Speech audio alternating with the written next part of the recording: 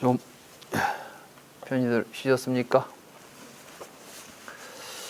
지난 시간에 저희들은 연기법이 유전문과 환멸문으로 나뉠 수 있고, 그 유전문과 환멸문을 통찰하는 게 불교 수행인데, 그 수행이 역관과 순관으로 이루어져 있다. 그래서 이게 바로 사성제를 관하는 것이다. 그래서 불교는 결국 사성제를 통찰하는 것이다. 이런 요지의 말씀을 드렸습니다. 이렇게 이제 통찰했을 때 어떤 것들이 드러나게 되느냐. 이게 이제 칠식주 이처입니다. 그래서 지금부터 이제 칠식주 이처와 팔해탈에 대한 이야기를 이어가도록 하겠습니다. 여기 디가니까야 보면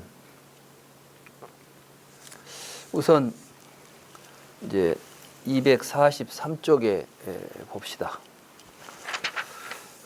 우리는 뭔가 오온을 통해서 나라는 생각을 일으키고 자아라고 생각하지요. 그런데 이제 어떤 몸을 나라고 생각하지 않고 또 이런 감정을 나라고 생각하지 않아야 한다. 이런 말씀을 하시면서 32번 243쪽 32번에 보면 아난다여 비구가 감정을 자아로 간주하지 않고 감정이 없는 것을 자아로 간주하지 않고 나의 자아가 느낀다. 참으로 느끼는 것이 나의 자아다라고 간주하지 않으면, 이와 같이 자아로 간주하지 않을 때 그는 세상에서 어떤 것도 집착하지 않으며, 집착하지 않기 때문에 두려워하지 않으며 두려움 없이 홀로 열반에 들어간다. 그는 태어남은 끝났고 범행을 마쳤으며 해야 할 일을 끝마쳤다. 다시는 현재의 상태로 되지 않는다는 것을 분명하게 한다. 이게 이제 해탈직견입니다. 그래서 해탈직견을 얻게 된다. 이런 말씀인데, 그 뒤에 아난다여 이와 같이 마음이 해탈한 비구에 대하여 그는 열에는 사후에 존재한다는 견해를 가지고 있다라고 말한다면 그것은 옳지 않다. 그러니까 이제 이 나라는 어떤 것도 나로 간주하지 않고 본래 무아의 도리를 깨달은 사람이 부처님이 돌아가신 뒤에 존재할까요? 존재하지 않을까요? 이런 질문들에 대해서 어떤 견해, 말하자면 사후에도 존재한다 또는 존재하지 않는다, 이런 어떤 분별된 생각을 할 수 있겠느냐. 그래서 그 까닭은 무엇인가에 대해서 아난다의 어떤 명칭도, 어떤 명칭의 과정도, 어떤 언어도, 어떤 언어의 과정도, 어떤 개념도, 개념의 과정도, 반야도, 어떤 반야의 영역도, 윤전도, 윤전이 반복되는 것까지도 그 비구는 수승한 지혜로 해탈했다. 그런데 그것을 수승한 지혜로 해탈한 비구가 알지 못하고 보지 못한다고 할 수 있는 견해를 가지고 있다고 하는 것은 옳지 않기 때문이다. 그러니까 이런 헛된 질문들에 대해서 이미 이 모든 이야기들이 무엇에 의해서 벌어지는 일들이에요. 이게 바로 언어, 명칭, 개념, 이런 것들을 가지고 열애라는 명칭, 열애라는 개념, 지금 우리들이 쓰고는 여러 가지 이러한 언어들은, 다시 말해서 이런 개념들은 이제 명색이죠. 명색. 이런 명색에 의존해서 분별을 일으키기 때문에 열애는 사후에 존재하냐 존재하지 않느냐, 이런 헛된 망상들을 일으키는데, 그걸 이미 잘 알고 있는 사람이 이런 것에 대해서 어떤 견해를 가지고 수 있겠느냐. 그래서 이제 이게 모든 견을 버린다. 견이라는 것은 쓸데없는 허망한 이론들입니다. 이런 허망한 이론들을 버리게 되는 것이 이제 불교 공부를 하게 되면 된다는 이야기를 하시면서 칠식주와 이처가 있다. 이 말씀을 하시는 거예요. 그러니까 칠식주와 이처에 대한 올바른 이해를 하게 되면 사실은 이런 생각을 가질 수가 없다. 이런 이야기를 하는 것입니다. 우선 읽어볼까요? 아난다여 칠식주. 식주라는 것은 우리의 분별하는 마음이 머물고 있는 곳 7개가 있고, 또 그들의 근거가 되는 곳이 2개가 있다. 이런 뜻이에요. 그 식의 근거가 되는 게 2가지가 있다. 칠식주란 어떤 것인가? 안한다여 다양한 몸에 다양한 관념을 지닌 중생이 있다. 예를 들면 몇몇 인간들과 사실 몇몇이라고 해요. 어떤 인간들과 어떤 천신들과 악처에 떨어진 자들이 그들이다. 이것이 제1식주이다. 안한다여 다양한 몸에 단일한 관념을 지닌 중생이 있다. 예를 들면 범중천에 처음 태어난 천신들이 그들이다. 이것이 제2식주이다. 안한다여 단일한 몸에 다양한 관념을 지닌 중생이 있다. 예를 들면 광음천의 천신들이 그들이다. 이것이 제3식주이다. 안한다여 단일한 몸에 단일한 관념을 지닌 중생이 있다. 예를 들면 변정천의 천신들이 그들이다. 이것이 제4식주이다. 안한다여 일체의 형색에 대한 관념을 초월하고 지각 대상에 대한 관념이 소멸하여 다양한 관념에 마음을 두지 않고 허공은 무한하다라고 생각하는 공무변처에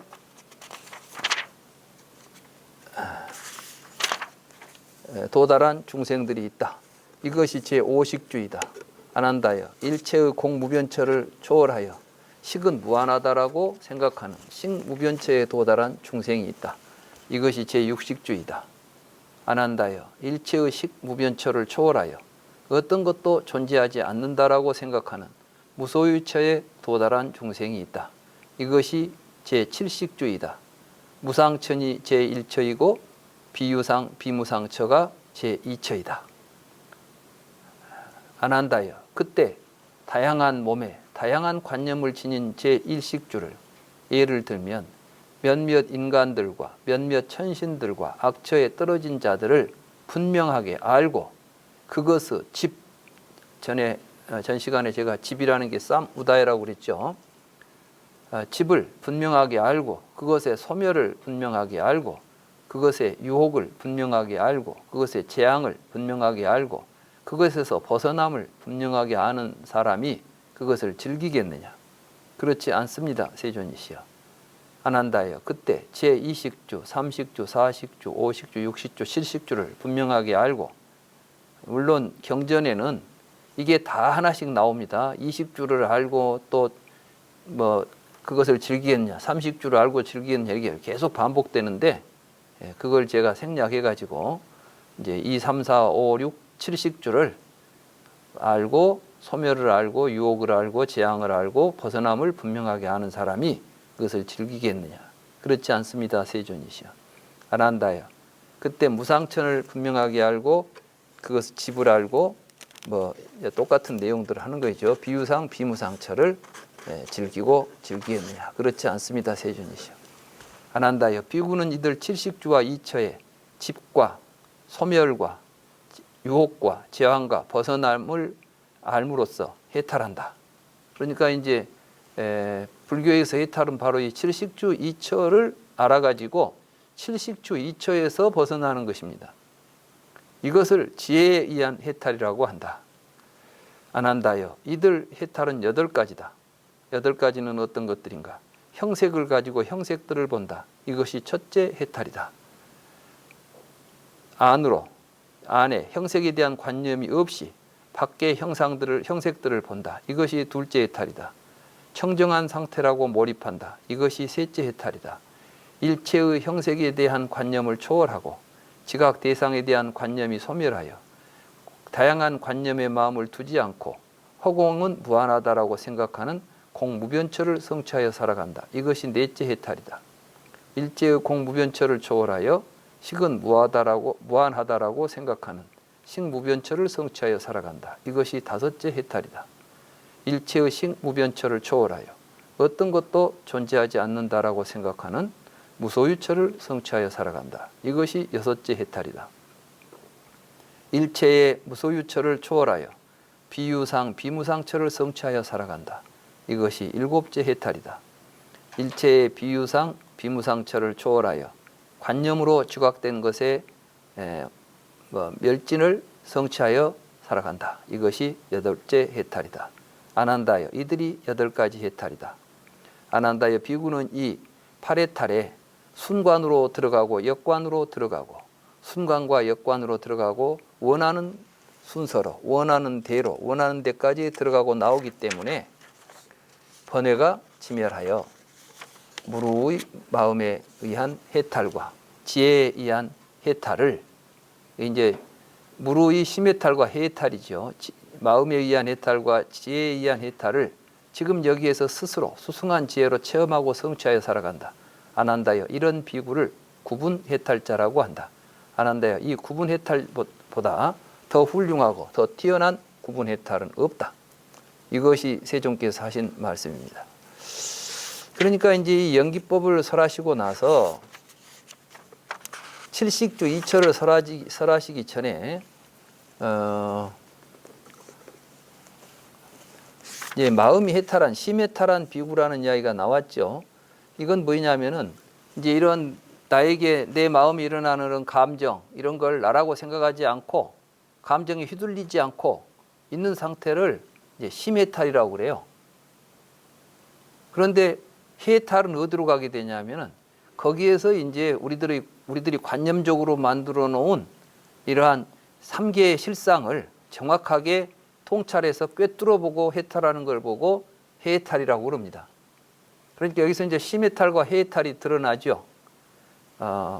이런 몸이나 이 몸을 통해서 일어나는 감정들을 나라고 생각하지 않고 살아가면 우리가 감정에 휘둘리지 않고 우리의 마음이 항상 평온하게 고통으로부터 벗어날 수가 있으면 이걸 이제 심해탈이라고 하는 것이고, 우리들의 삶의 구조들이 우리들의 의식 속에서 어떻게 형성되고 어떻게 우리가 그걸 극복할 수 있는가를 반야로서 지혜로서 통찰해 가지고 3개의 실상을 여실하게 통찰해서 그것들의 연기성을 확실하게 깨닫게 되면 이걸 보고 심해탈이라고 합니다. 해탈이라고 합니다. 그러니까 심해탈과 해탈을 갖춘 해탈, 이걸 보고 구해탈이라고 하죠. 그러니까 이런 연기를 관해 가지고 해탈은 했어도 자기 마음속에 일어나고 있는 여러 가지 느낌이나 감정이나 또는 자기 몸에서 일어나는 여러 가지 현상들을 통해서 나라는 생각을 버리지 못하고 거기에 묶여 있다면 이런 건 아직 이제 심해탈이 되지 않은 것이죠. 그래서 이제 이런 감정을 자아로 생각하지 않고 감정에 얽매이지 않는 이러한 상태에서 또 지혜로서 3개의 실상을 여실하게 알아서 해탈하면 이걸 보고 구분해탈 또는 구해탈, 심해탈과 해탈을 빠짐없이 갖추었다. 그래서 이제 구해탈 이렇게 말하는 것입니다. 그래서 이제 그 내용들이 어떤 구조를 가지고 있고 연기법과는 어떤 관계가 있는가, 이걸 이제 좀 남은 시간에 여러분들에게 설명을 해드리도록 하겠습니다.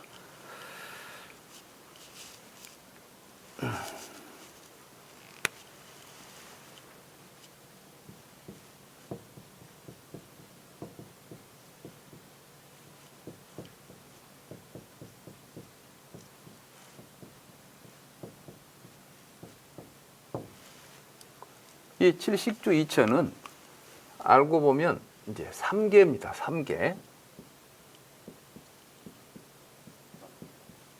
3개는 욕계,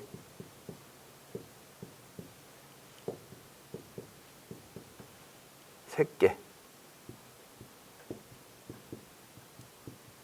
무색계 이렇게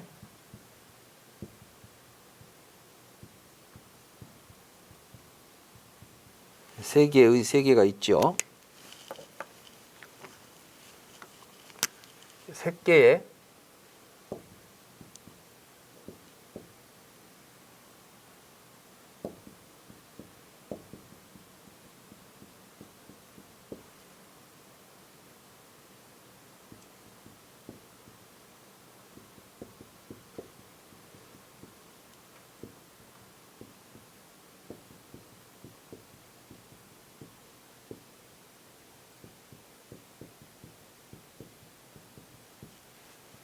무색계에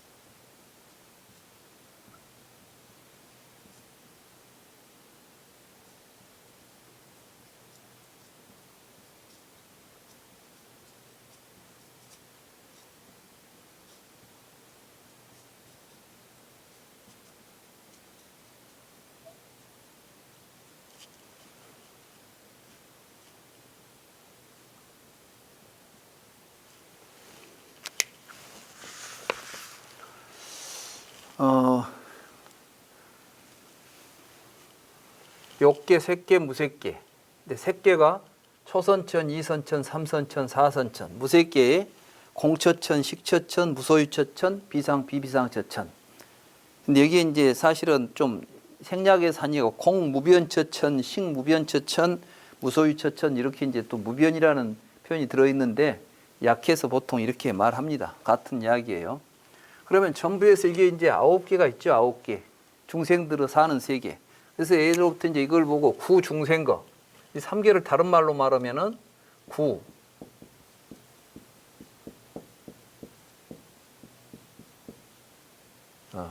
9가지 중생들이 머물고 있는 거처란 뜻이에요.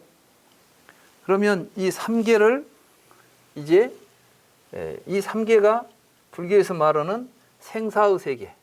이 3개에 있는 중생들을 이제 생사를 겪는다 이렇게 말하고 이 3개를 벗어나는 걸 이제 해탈이라고 말하고 출3계.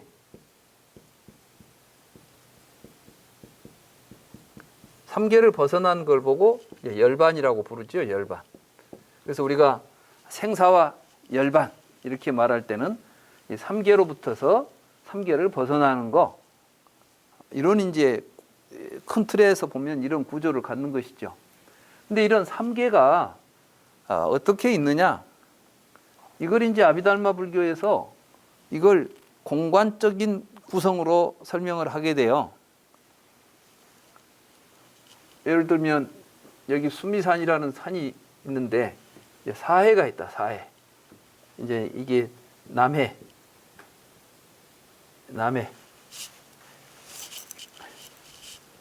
이건 동해, 서해, 북해 이렇게 이제 동서남북해 네 바다가 있는 거 이걸 보고 사해라고 그래요. 우리가 뭐 사해 동포 여러분 이렇게 말할 때 사해가 다 불교에서 나온 말입니다. 네 바다. 우리나라가 동해, 남해, 서해 이렇게 하는 것도 어찌 보면 이제 이런 불교적인 그 바다 개념에서 붙인 이름이 아닌가 이런 생각도 들어요. 단순히 그냥 동쪽에 있으니까 동해라 했을 것이다 이렇게 한 게 아니라 우리가 본래 불교적인 세계관으로 보면 우리나라를 중심으로 해서 사해가 펼쳐져 있는데 우리는 이제 북쪽 바다가 없으니까 이런 식으로 아마 표기한 것이 아닌가. 하여간 이 세계의 중심에 수미산이 있고 수미산에 이제 중간쯤에가 사왕천이 있어요. 사왕천. 사천왕이 살죠. 이게 이제 도리천. 여기가 이제 제석천이라고도 하고, 뭐, 이거 이제 33명이 산다고 해서 33천이라고도 하고, 뭐, 여러 가지 이름이 있죠. 이게 이제 도리천. 그 위에가 이제 야마천, 도솔천,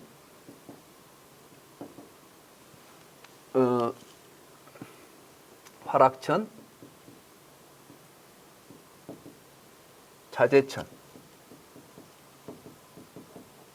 이게 이제 이렇게 하면은 이걸 보고 6개의 하늘, 사왕천 욕계, 이게 이제 욕계라고 보통 부르죠. 욕계. 이 전체가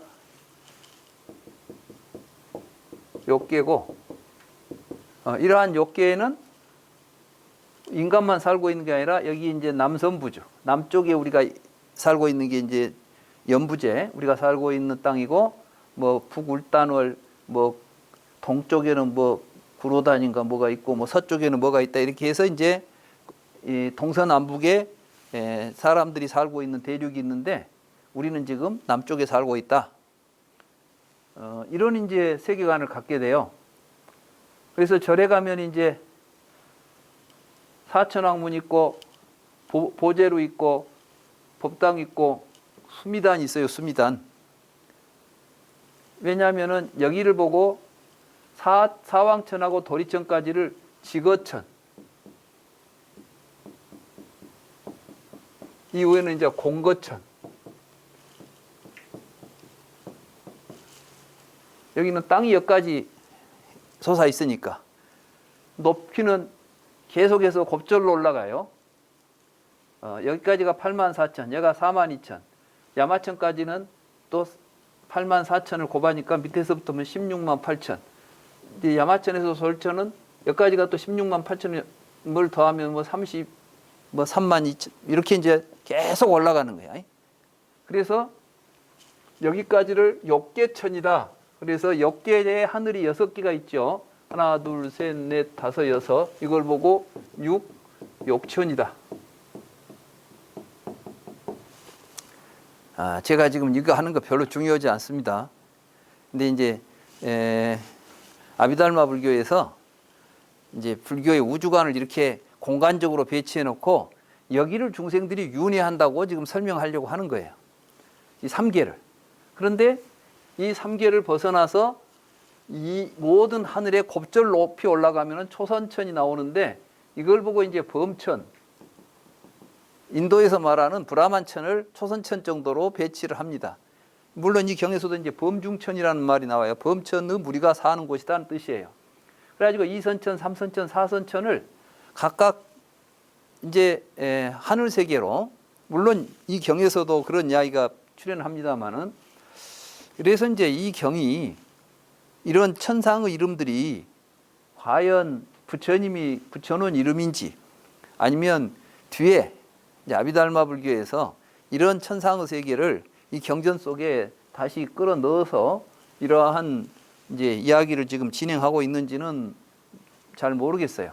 그러나 아무튼 부처님은 분명히 이러한 세계들을 선이라고 말하는 건 뭐냐면은 우리가 선정 수행을 통해서 얻게 되는 우리들의 의식의 세계를 이야기했고, 그런 의식이 머무는 장소다 이렇게 하기 위해서 식주라는 말을 쓰고 있는 거예요. 그러면 이 3계가 우리 의식에 머무는 세계겠습니까? 바깥 공간 속에 있는 세계겠습니까? 부처님께서 자바함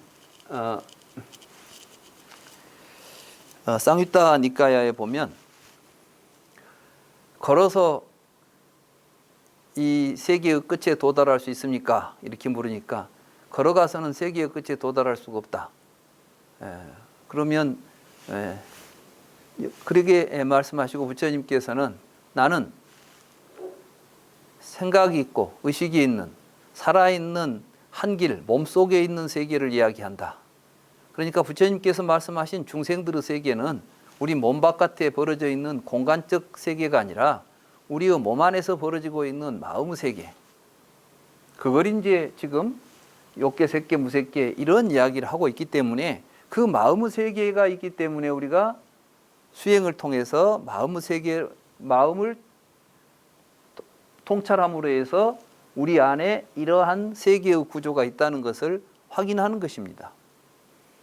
우리의 자아의식, 우리가 가지고 있는 명세계에 의해서 구성되어 있는 언어적 구조를 가지고 있는 우리들의 세계는 사실은 이러한 3계의 구조를 가지고 있다. 이걸 연기적으로 부처님이 통찰해 가지고 깨달았다. 그게 이제 생사가 벌어지는 세계. 생사에서 핵심이 뭐죠? 자아라는 생각 아닙니까? 우리는 느낌을 나라고 간주하죠. 몸을 나라고 간주하죠. 이런 걸로부터 벗어나서 이 3계를 벗어나는 걸 보고 해탈이라고 하는데, 우리들의 의식은 고정되어 있지 않고 욕망에 휩싸여 있으면, 욕계에 있으면 욕계 중생으로서 살아가게 되어 있어요. 그러나 이 욕계의 실상을 알아서 벗어나게 되면은 색계로 가게 됩니다. 색계 초선에서 머물지 않고 2선, 3선, 4선 계속해서 머물어서 비유상, 비무상처까지도 초월했을 때 여기에 이제 상수멸, 상수멸정이라고 그러죠. 멸진정이라고도 하고 상수멸이라고도 하고, 이러한 경지, 이 자리를 우리가 열반이라고 부르는 거예요. 그러니까 결국 3계를 벗어나서, 3계를 벗어난 출 3계가 이 해탈이 어디에서 일어나겠습니까? 우리가 공간적으로 3계를 벗어났을 때 해탈이 일어나겠습니까? 우리의 마음에서. 이게 다 식과 명색의 상호관계 속에서 나타난 관념들이고 그로부터 일어나고 있는 느낌으로 만들어낸 세계다. 허망한 세계다는 것을 깨달아서 벗어나는 것이 진정한 해탈이라는 말을 지금 이 경에서 우리에게 이야기하고 있는 것입니다. 그래서 이제 이걸 실식주의처로 보게 되면 뭐 잠깐 이야기가 나왔으니까 이런 걸 보고 이제 욕계, 색계, 무색계 3계의 전체를 통틀어서 불교에서는 이걸 하나의 세계라고 부릅니다. 세계. 대승 쪽 이제 좀 뒤에 이제 불교를 좀 더 일원화시키는데 보면 무주관에서 보면 이거 보고 일세계라고 그래요. 이 세계가 1000개가 모이면 소천세계다고 그래요. 소천. 이 소천세계가 소천세계 곱하기 1000이면 이걸 보고 중천세계라고 그래요. 중천세계 곱하기 1000이면 이걸 보고 대천세계라고 그럽니다. 이 대천세계가 소천, 중천, 대천 이걸 다 포함하고 있다고 그래서 이걸 보고 삼천, 대천, 세계 이렇게 이제 부르죠. 우리가 보통 이야기할 때 삼천, 대천 세계라는 말 쓰죠. 이 삼천, 대천 세계는 이러한 세계가 소천, 중천, 대천 이 모두를 합쳐서 삼천, 대천 세계라 하고 이 삼천, 대천 세계를 일불찰이라고 불러요. 일불찰. 한 부처님의 세상이다 이 말이지. 그러니까 서가모니 부처님이 법을 펴시는 세계는 일불찰이죠. 아미타불의 극락세계도 일불찰이죠. 한 부처님들이 관할해서 중생들을 제도하는 세계를 찰이라고 그래요. 부처님의 찰. 이제 찰진 이런 말이 나오죠. 이 삼천 대천 세계를 가루로 먼지처럼 부셔놨을 때 그걸 보고 찰진이라고, 찰진 심념 가수지 이런 말 하죠.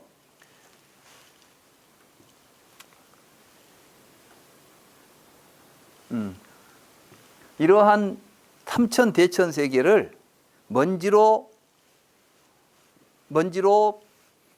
부셔놔도 그러면 그 먼지 수를 우리가 헤아릴 수가 있다는 거야. 수를 세면 결국은 유한수지요. 아무리 많아도 한계가 있는데 찰진 심념 가수지 그러나 부처님의 공덕은 헤아릴 수가 없다. 이렇게 말할 때 이제 찰진이라는 말이 나오죠. 이 찰이라는 게 바로 이런 삼천 대천 세계를 의미하는 거예요. 그러니까 찰진이라고 하면 항아사 모래수는 그건 이 수도 아니지. 이렇게 이제 그런 표현을 할 때 쓰던 이제 말들이고 우리 불교의 세계관 속에 이런 것들이 나오는데 이게 진짜 우주하고 지금 이 천문학하고 비교해서 이게 똑같다 이런 식의 이론을 이야기한다는 것은 그건 상당히 이제 그 우스꽝스러운 이제 종교적인 그 억지고 불교에서는 아무튼 이제 아비달마 불교에서는 세상을 이렇게 무한한 수로 이제 보게 되면서 이것이 사실은 대승불교의 우주관에도 투영을 해요. 근데 중요한 건 뭐냐면 이게 전부가 다 이 3계인데 이 3계가 다 일심, 우리 마음이다 또는 유심이다. 3계 유심 또는 3계는 일심소조, 한 마음이 만든 것이다. 이런 관점을 이제 화엄경이나 유식철학 또 대승불교에서는 갖게 되는 것이죠. 그러니까 이제 어찌 보면 대승불교는 아비달마 불교에서 벌려놓은 여러 불교 교리들을 배척하지 않고 그대로 수용하면서도 사실은 그게 밖에 있는 세계 이야기하는 게 아니야. 우리 안에 이야기를 하고 있지. 이런 식으로 유심사상으로 돌려서 세계를 보고 있다. 이렇게 이해하면 되겠습니다. 그런데 마치 이제 이런 세계를 진짜 우리가 삼매를 통해서 갈 수 있는 것처럼, 그러니까 삼매를 하게 되면은 신족통을 해가지고 신족통을 통해서 이런 세계를 마음대로 다닐 수 있는 것처럼 삼매에 들은 상태에서는 올라갔다 내려갔다 하는 것처럼 이야기를 해가지고 선정에 들어서 범천을 봐야 되고 이서 들어가서 먼천을 봐야 되고 이런 식으로 이제 공부를 하게 되면 이건 이제 뭐가 되겠어요? 자기가 가지고 있는 관념으로 세상을 보는 거예요. 그래서 이런 이제 세계관은 사실은 이런 걸 보고 이제 구중생거 또는 25유 여기에 있는 이제 세 개의 존재들이 또 초선천에 몇 개 해가지고 다 이제 나누게 되면은 25가지 중생들의 존재가 있다. 그래서 그걸 보고 구중생거 뭐 3계 25유 이런 이제 표현들이 후대에 나옵니다. 근데 우리가 불교를 수행하고 공부하는 데 있어서 이런 건 별로 중요한 말들이 아니에요. 사실은 이제 여기가 뭐 수미산이 있네 없네 하는 것은 지금 우리가 이제 관심 가질 이야기가 아니고 여기서 관심을 가져야 될 것은 이게 바로 다 식주처라는 거야. 식주처. 이게 바로 칠식주 이처라는 거예요. 그러면은 욕계가 제1 식주.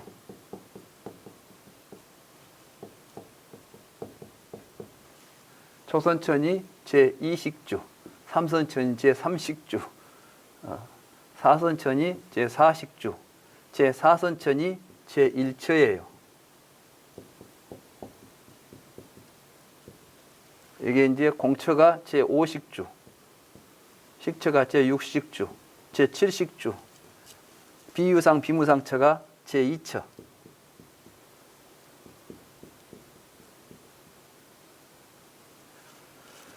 이 처라는 말을 쓰고 있는데 이 처가 12처에서 쓰던 처하고 똑같은 아야따나라는 말을 써요. 아야따나라는 것은 우리가 입처라고 한문으로 번역을 하기도 하는데 또는 입 또는 입처 이렇게 번역을 하는데 이게 바로 들어가서 머무는 장소예요. 들어가서 머무는 장소라는 것은 누가? 자아가. 그러니까 자아라는 것이 제1처라는 이러한 곳에 머물면서 그 자아가 가지고 있는 의식이 머무는 장소가 각각 이제 식주로 나타나는 거예요. 식주로. 그리고 제1처라는 곳에 자아가 머물면서 만들어내는 세계가 공처, 식처, 무서, 유처 같은 이러한 처들이에요. 그래서 이제 주와 처라고 하는 게 식이 주는 대상으로서 취하는 것이에요. 대상으로서 취하는 거. 그러니까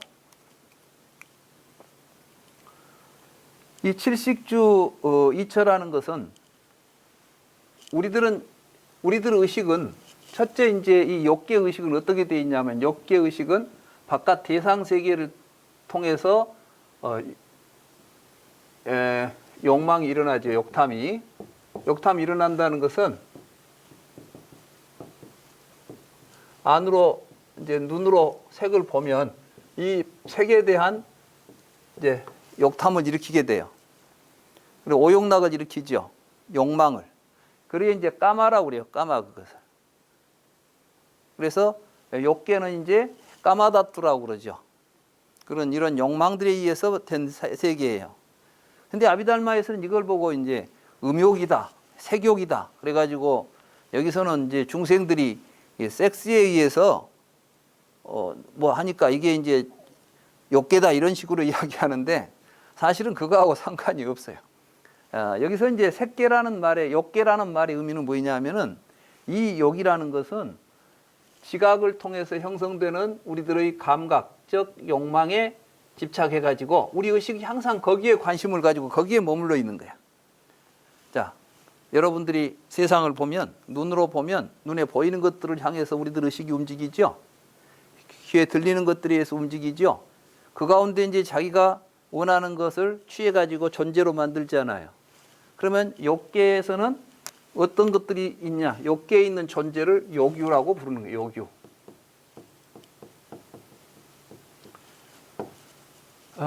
이것들은 뭘로 되어 있냐면 전부 언어로 되어 있어요. 언어, 개념. 존재들이. 그러니까 컵.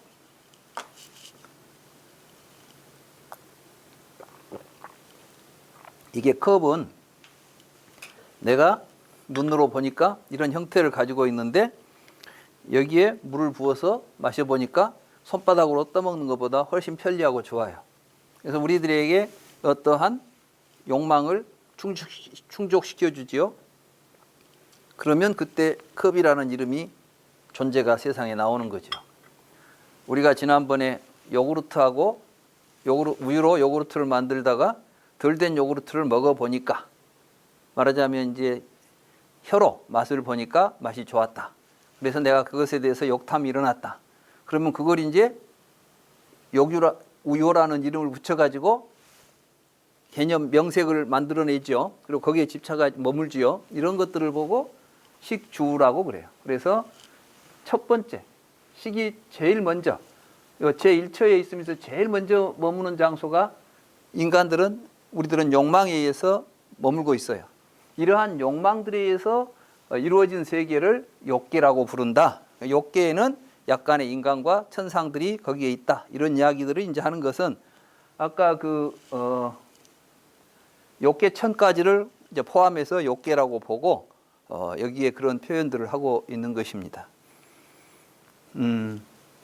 그래서 근데 여기서 이제 이 욕계의 실상은 그러니까 참으로 존재하는 존재들의 세계가 있는 겁니까? 우리들의 욕망이 투영된 세계입니까?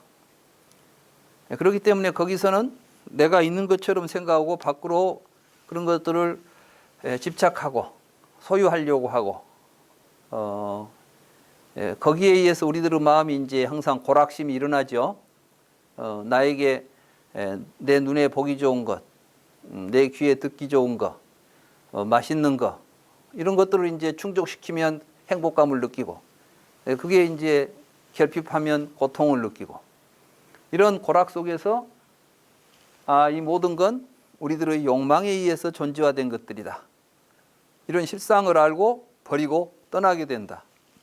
그게 이제 이욕악불선법 하는 것이죠. 그러기 위해서 우리 의식 자체가 이제 욕망으로부터 벗어났다는 것이 의식의 변화죠. 그런 의식이 변화하게 되면 이 식은 이제 바깥에 머무는 것이 아니라 바깥에 있는 대상들은 차별 없이 보게 돼요. 그런가 동시에 내 안에서 일어나는 느낌들에 이 몸을 통해서 일어나는 느낌들에 주목하게 됩니다. 그래서 이제 여기가 초선천, 이선천 이렇게 해서 삼선천의 단계에 따라서 우리는 초선에서는 이생이라고 하는 느낌, 희락심이 생기죠. 제2선에서는 정생 일학심이 생기죠.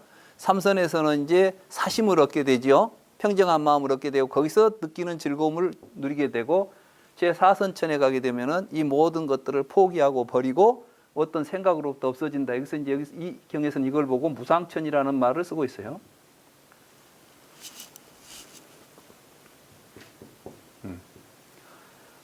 이제 이 대인연경에서는 이걸 이제 무상천이라는 말로 씁니다. 여기에 이름들을 어떤 이름을 썼냐는 걸 가지고 똑같이 대비해가지고 이름 맞출 필요는 없어요. 모든 개념은 그때그때 필요에 따라서 우리들을 이해시키기 위해서 쓰는 개념에 지나지 않는 방편이니까 여기서 뭐 이걸 가지고 뭐 범중천이라는데 범중천이 뭔 천이냐 이렇게 따질 필요가 없다고. 그건 이미 어차피 세상에 있는 것들이 아니고 다만 인도 사람들이 그때 생각하고 있었던 인도인들의 의식 속에서 인도인들에게 이것을 설명해 주기 위해서 이런 경지가 있다. 이런 이야기를 하는 것이죠. 뭐 만약에 초선천이 범중천이니까 범천이 있다. 부처님이 범천을 인정했다. 뭐 브라만 교회에서 범천 이야기를 부처님이 그걸 다 보고 인정하신 거겠어요? 부처님께서는 디가니까야에서 이런 말씀을 하시죠. 브라만들이 바라문교에서 그 바라문들이 브라만천에 가는 길이 있다 이렇게 이제 가르친다는 거예요. 그러니까 부처님께서 야 브라만천에 가본 브라만 있냐?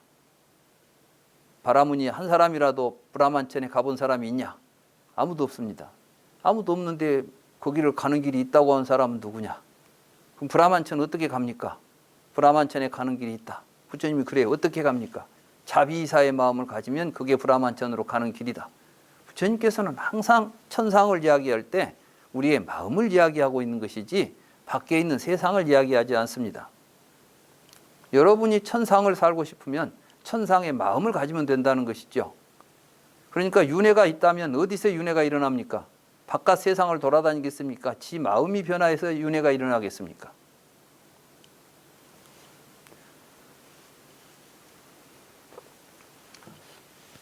부처님은 우리는 이제 일체유심조 이런 건 화엄경에 나온다 하지만 사실은 불교의 부처님의 깨달음의 핵심이 바로 일체유심조입니다. 우리의 마음이 무명이 있으면 생로병사가 벌어지고 우리의 마음이 밝아지면 생사는 사라진다. 이게 다 일체유심조 이야기지 않습니까?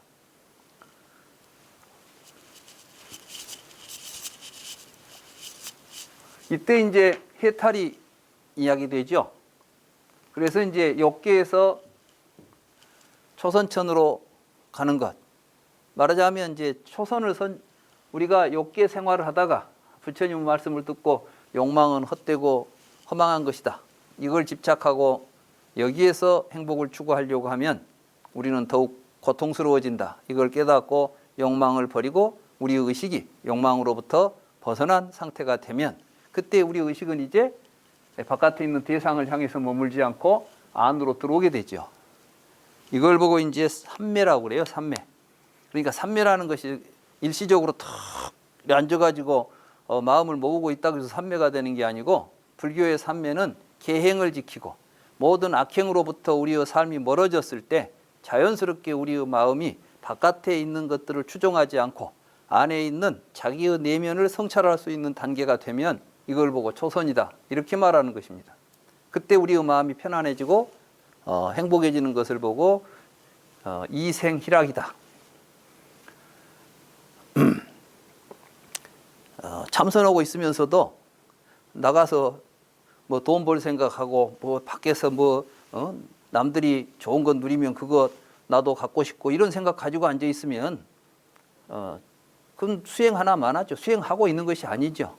선방에 앉아서 아무리 삼매에 들어갔다 나왔다 한다 하더라도 그 마음이 욕심에서 벗어나지 못하고 있다고 한다면 감각적 쾌락으로부터 마음이 벗어나지 못했다고 한다면 그런 사람은 결코 초선에 들어갈 수가 없습니다.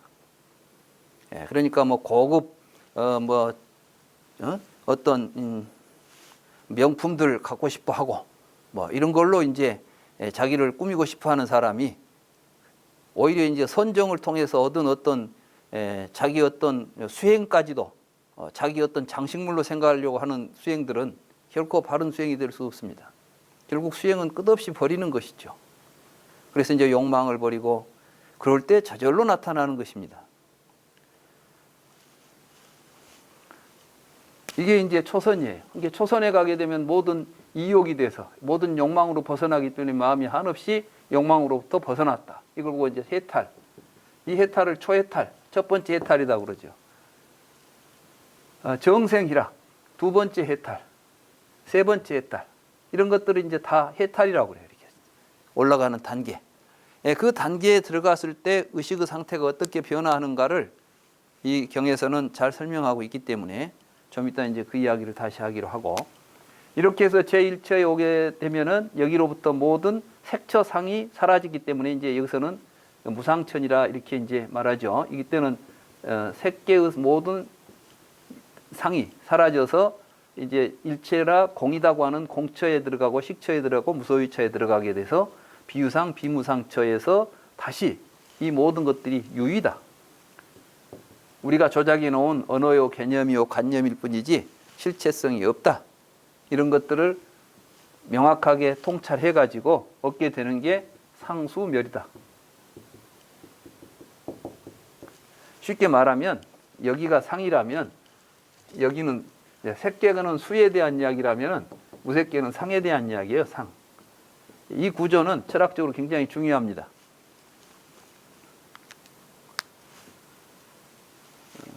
언어적 개념을 구성하고 있는 것 가운데 우리들의 욕망과 우리들은 몸을 가지고 있을 때 우리가 느끼는 느낌, 그리고 이제 언어적 구조 속에서 관념적으로 형성되는 논리적 관념 체계, 이런 것들이 사실은 3계를 구성하고 있는 언어 개념, 우리들의 의식을 지배하고 있는 구조예요. 이런 구조들을 정확하게 이해해 가지고 여기로부터 이걸 전부 멸했다, 이런 뜻에서 상수멸, 이렇게 말하는 것입니다. 그러니까 상수멸을 얻기 위해서 깊은 삼매에 들어가 있으면 상수멸정이 없고 멸진정이 들어간다, 이런 건 착각이고 그런 이야기는 경전이 어디에도 없습니다. 경전에서는 공처를 버리고 식처에 들어가고 식이 이렇게 계속해서 다른 식으로 주처를 변화시키죠. 식 자체가 변화해 가는 가운데 스스로 그 식이 머무는 모든 것들이 우리가 만들어 놓은 허망한 개념체계이고 유의일 뿐이다라는 것을 알므로 해서 더 이상 그런 헛된 작업을 멈추는 것, 이걸 보고 상수멸이라고 합니다. 이 상수멸을 통해서 보게 되는 거, 그게 바로 연기죠. 연기 속에서 우리는 이제 무아, 고, 무아를 깨닫게 되고 공을 깨닫게 되는 것이죠. 그리고 이러한 모든 것들이 우리들의 삶에 의해서 우리들 의식이 변하고 있구나. 다시 말해서 업보는 있으나 작자는 없구나. 내가 욕망을 가지고 있으면 나에게는 욕기가 전개되고, 이런 선정에 들면은 이런 색계나 무색계가 벌어지는구나. 그러면 이걸 알게 되면 우리는 어떻게 살 수가 있어요? 삼계를 자유롭게 다닐 수가 있어요. 집착하지 않고. 그걸 보고 이제 우리는 자유, 대자제한다 이 말이지. 삼계를 떠나서 열반의 세계가 따로 있겠어요, 없겠어요? 욕계에 있으면서도 욕망에 휩쓸리지 않으면 이 사람은 자유인인 거예요. 그러니까 삼계 어디에도 자기 자신을 마음대로 놔둘 수가 있는 거죠. 이걸 보고 변화자제하다, 이렇게 말하는 것입니다.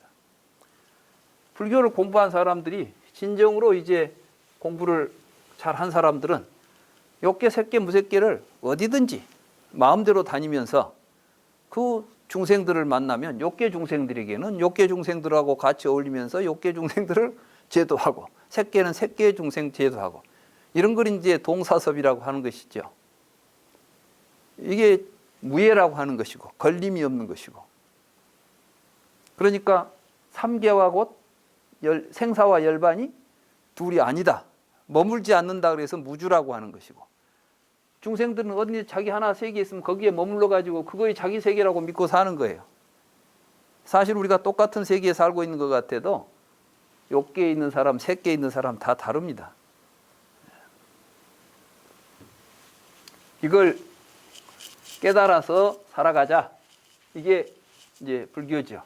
그래서 이때 나타나는 각각의 모습을 해탈이라고 하고, 이 해탈이 8종류가 있다 그래서 팔해탈이라고 부르는 것입니다.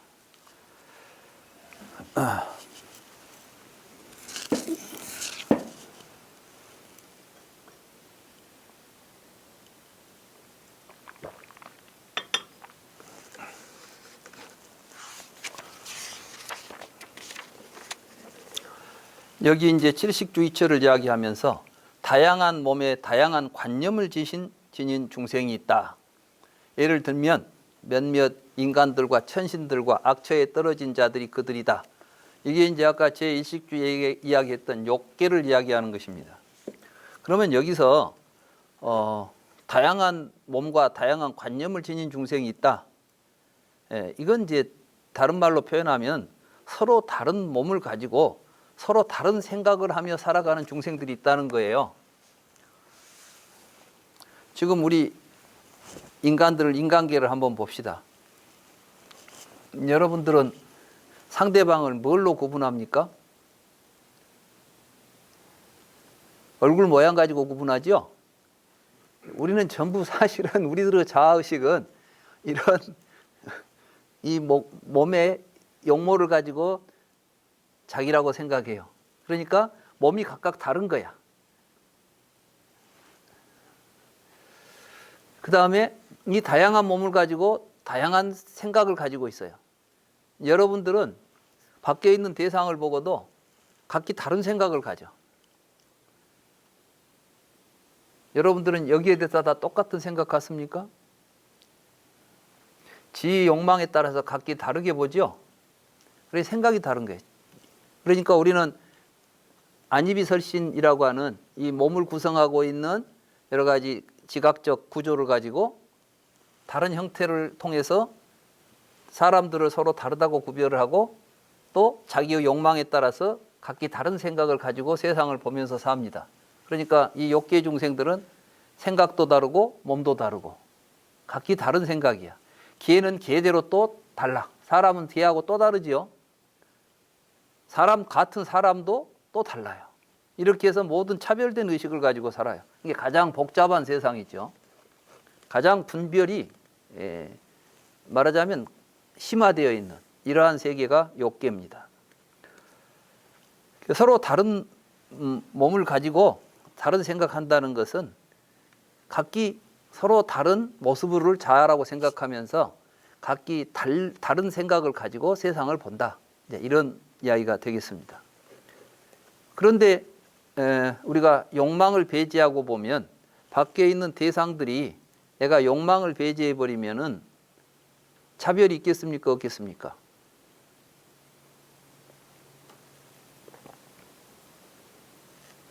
이때 이제 두 번째가 다양한 몸에 단일한 관념을 지닌 중생이 있다. 예를 들면 범중천에 처음 태어난 천신들이 그들이다. 이것이 제2식주의다. 이래 놓으니까 범중천에 어디 범천에 가서 태어나는 것인가 보다 이렇게 이제 생각을 하죠. 이 범중천은 전에도 이야기했지만 자비사심 우리들이 마음이 이제 욕망이 없는 세계를 이야기해요. 욕망이 없는 사람들을 이제 범이라고 그래 청정하다. 불교에서는 그렇습니다.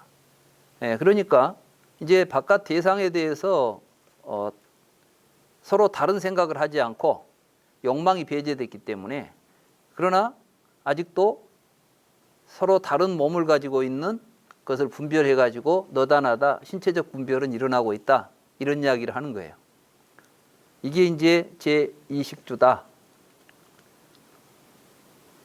단일한 몸에 다양한 관념을 지닌 중생이 있다. 예를 들면 광음천의 천신들이다. 제3식주다. 이제 제3식주, 제2선천에서는 이제 용모에 의해서 서로 구별이 안 해요. 그러니까 얼굴 모습을 가지고 몸의 모습을 가지고 서로 구별하는 것이 아니라 아마 이제는 몸이 문제가 아니라 몸 안에서 일어나는 감정이 문제예요. 감정이. 근데 이 몸 안에서 일어나는 감정들이 각기 서로 다르지요. 그래서 그것에 우리들 의식이 머무는 거예요. 예를 들어서 이거 한번 생각해 볼까요? 우리가 사람을 상대할 때 처음에는 얼굴 보고 상대하죠. 근데 뒤에 보면은 얼굴보다도 뭐가 더 중요하게 보여요? 그 사람들의 내면의 마음이 더 중요하게 보이죠. 이런 것처럼 이제 중생들이 서로 우리들의 자아의식이 어떤 개별적인 형태를 지닌 몸에 있는 것이 아니라 이제 느낌에서 그런 자아의식들을 차별된 자아의식을 갖게 된다. 이런 의미에서 다양한 관념을 지닌 중생들이 있다. 이렇게 말하는 것이에요. 그 다음에 이제 단일한 몸에 단일한 관념을 지닌 중생들이 있다. 변정천의 천신들이 그들이다. 이 말은 무엇이냐면 이제는 이게 이제 사심이 들어가는 거예요. 고락심으로부터 벗어난 제3선천부터 고락심이 없어지니까 느낌 자체가 순일해집니다.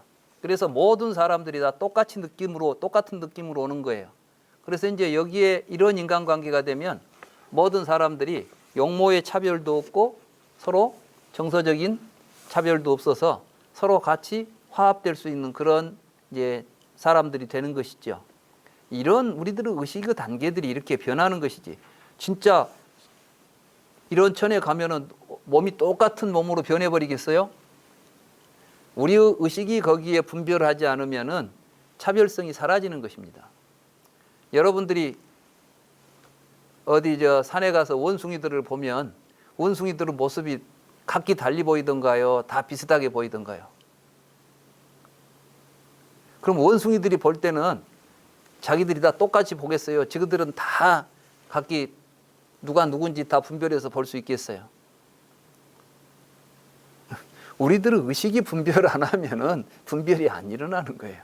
지금 여기서 말하는 것들은 우리 의식이 그런 분별을 중심으로 해서 머물고 있는 구조를 이야기하는 겁니다.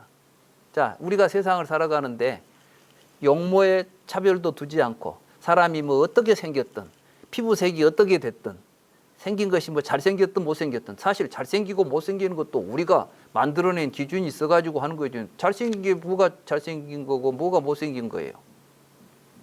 전에 내가 한번 말씀드렸죠. 제가 여러분들에게 이란의 어떤 그 공주가 그 공주 때문에 수십 명이 자살을 했어요.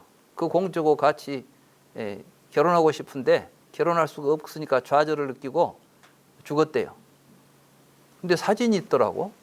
그러니까 뭘 오래된 일도 아니에요. 사진기가 나온 뒤의 일인 것 같아.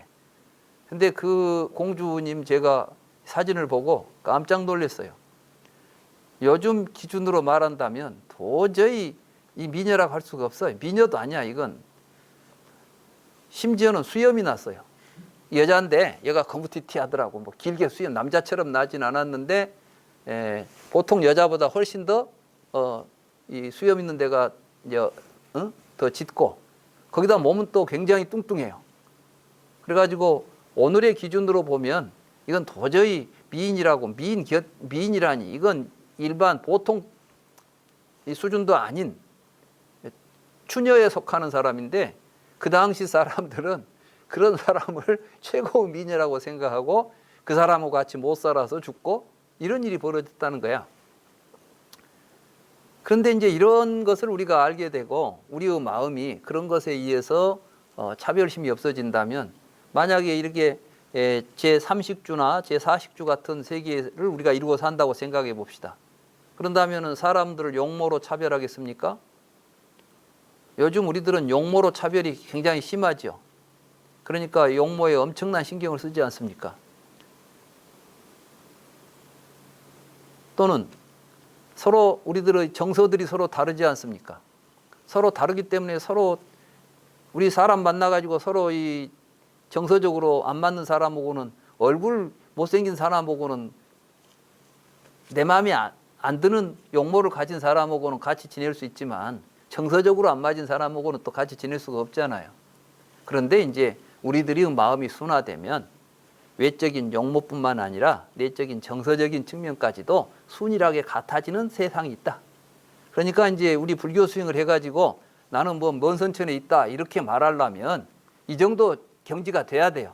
나는 사람을 용모로도 차별하지 않고 그 사람이 나한테 악심을 가지고 대하든 선심을 가지고 대하든 나는 다 그걸 똑같이 받아들인다.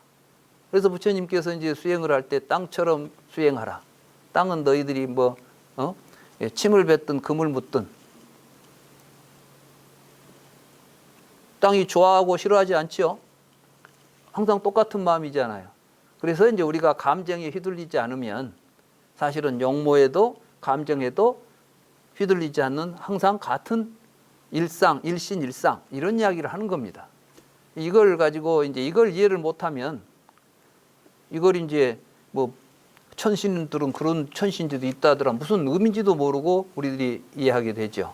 그런데 이제 단일한 몸, 단일한 관념 이런 것을 그래서 광음천의 이야기가 나오면 이게 이제 어디에도 등장하냐면 약간야 수다에도 보면 이제 광음천의 천신들이 처음에 이제 뭐 범천으로 내려오고 인간 세상으로 내려오는 이야기들이 나오는데 거기 가면 의성신이다.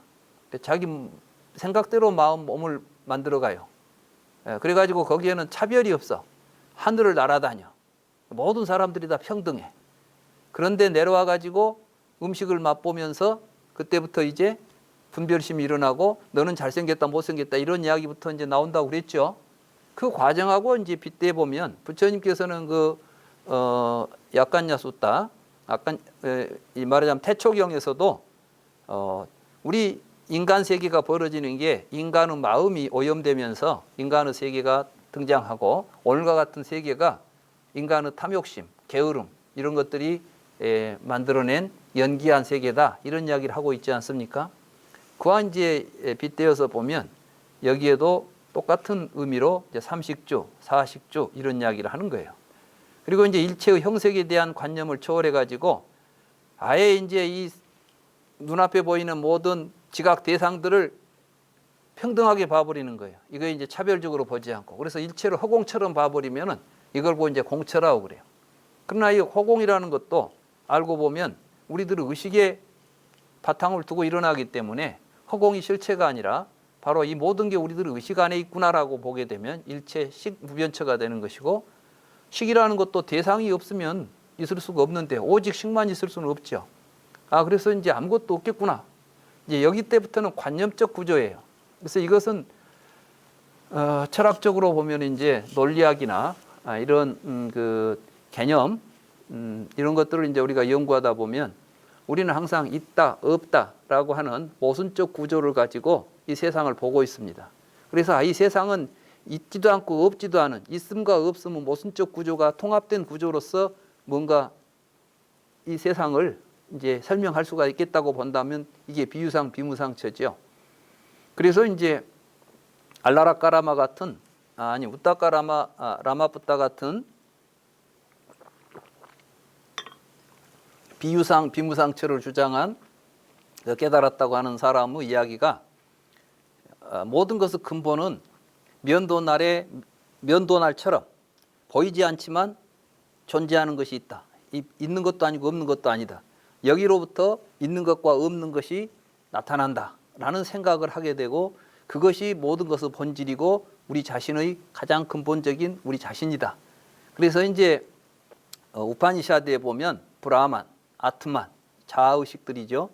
이걸 설명할 때 브라만은 있는 것도 아니고 없는 것도 아니고 뭐 있으면서 없는 것이고 이런 이제 표현들을 쓰게 돼요. 그러면 이런 생각들이 다 망상이다는 것을 깨우치고, 모든 관념적인 것, 모든 몸을 통해서 일어나는 모든, 우리가 이제 몸을 가지고 살기 때문에 일어나고 있는 모든 감정적인 것, 이런 것들을 통해서 자아라는 생각이 완전히 끊어져 버리고, 이게 일체가 무아이고 공이고 다만 연기할 뿐이다 라는 것을 깨달을 때 우리는 이제 상수멸정.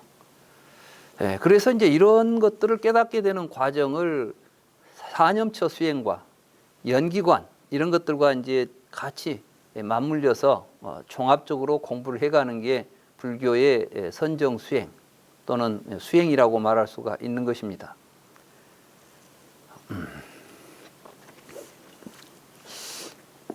우리는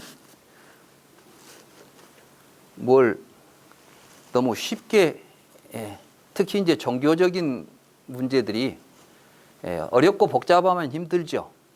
그래서 간편하고 쉬운 걸 찾습니다. 하나님 믿어서 천당 가면 그만이지 뭘 복잡하게 뭐 이런 것 저런 걸 따지느냐, 이렇게 생각하면 참 쉽죠. 모든 괴로움을 다 하나님이 뭐 믿기만 하면 해준다는데 사람들은 그렇게 이제 거기에 매달립니다. 그런데 그렇게 쉽게 해결되는 게 아닙니다. 부처님께서는 이 깨달음을 이루시고 이런 이야기를 내가 해야 될까 말아야 될까, 세상 사람들이 이런 걸 이해나 할까, 이런 생각 때문에 번민하십니다. 불교 공부 그렇게 하루아침에 되지 않습니다. 얼렁뚱땅 그냥 자기 생각대로 한다고 해서 되는 게 아닙니다. 철저하게 자기 자신에 대한 성찰을 하고, 내가 지금 무엇을 잘못 보고 있는지, 우리가 살고 있는 이 세계가 도대체 무엇으로 어떤 구조 속에서 이렇게 일어나고 있는 것인지, 여기에 대한 올바른 방법을 찾아서 치열하게 공부하지 않으면 결코 부처님이 말씀하신 바른 깨달음에 도달할 수가 없습니다. 그러나 부처님의 말씀을 바르게 이해하고 실천하고 가기만 한다면 누구나 쉽게 갈 수 있습니다. 문제는 부처님의 말씀을 바르게 이해하지 못하기 때문입니다. 제가 지금 니까야 강의를 한다는 등 지금까지 많은 불교 강의를 하고 있는 게 다른 게 아닙니다. 제가 뭐 알고 있어서 제가 깨달아서 하는 이야기가 아니라 부처님의 말씀을 바르게 이해해야 한다. 그 바른 이해를 통해서 스스로 공부해야 한다. 그건 부처님께서도 말씀하셨고, 그런데 지금까지 불교가 바르게 이해되지 못한 부분이 있다. 그걸 바르게 이해할 수 있도록 해야 되겠다. 이런 생각에서 저는 이제 붓다나라라는 이 공부 모임 단체를 통해서 불교 공부를 하고 있는 것입니다. 오늘 여러분들이 살펴보았듯이 부처님께서 깨달으신 이 연기법, 이 연기법을 안 한다가 제가 보니까 별로 어렵지는 않습니다. 심오하긴 한데 이렇게 말했을 때 부처님께서 그렇게 말해서는 안 된다. 이게 얼마나 깊고 깊은 도리이고 이해하기 힘든 줄을 알아야 한다. 그걸 올바로 이해하기 위해서는 이러이러한 과정들을 다 밟아야 된다고 지금 말씀하신 거예요. 이게 간단하게 보입니까? 3기의 실상을 그렇게 쉽게 여러분들이 이걸 여러분들 스스로 보실 수 있겠습니까? 부처님이 말씀해 놓은 것조차도 이해가 잘 안 될 정도로 어렵습니다. 그러나 우리는 이것을 스스로 부처님의 이 말씀이 무엇인지를 부처님의 말씀에 따라서 공부해가지고 스스로 자증을 해야 합니다. 이게 불교 공부의 바른 길입니다. 지금 여기에 이제 이 내용들을 제가 다 세세하게 이해하기에는 오늘 이제 시간도 없고 오늘 이제 시간이 다 됐죠. 제가 붓다가 깨달은 연기법이라는 책에서 좀 더 소상하게 연기의 도리, 사성제와의 관계 이런 것들을 좀 설명을 해놨기 때문에 여러분들께서 앞으로 이제 시간이 되신다면 붓다가 깨달은 연기법이라는 책을 좀 보시면 좋겠고, 앞으로 이제 이 붓다가 깨달은 연기법, 불교란 무엇인가 이런 내용들은 제가 불교대학 내년에 이제 우리 붓다 나라에서 인터넷 대학으로 불교대학을 이제 설립할 생각입니다. 그래서 지금까지 우리는 불교를 그저 옛날 사람들이 해놓은 책이나 읽어보면서 거기 나온 내용들을 가지고 불교를 알고 있다고 생각하는 단계에 머물렀다고 한다면, 이제는 불교가 역사적으로 시대적으로 어떤 모습을 가지고 등장하게 되고 그것이 가지고 있는 본래의 뜻은 무엇이고 이런 걸 이제 역사적, 사회적, 문화적 현상 속에서 이해하고 또 부처님의 가르침의 근본 뜻을 바르게 해석하고 거기에 근거해서 오늘 우리의 삶 속에서 현대의 사상이나 현대적인 삶과 불교가 어떻게 서로 연관을 지어야 될지 이런 다양한 새로운 측면에서 불교 공부를 하는 이러한 불교대학을 지금 예상으로는 한 2년 과정을 생각하고 있고, 또 거기에 강의하실 우리 불교계에 아주 실력 있는 훌륭한 교수님들을 저를 포함해서 지금 한 17명 같이 하시기로 했습니다. 아마 대한민국 어디에도 우리 불교대학보다 더 훌륭한 교수진과 훌륭한 교육 내용을 가지고 있는 불교대학은 없을 것입니다. 아마 세계적으로도 없을 것입니다.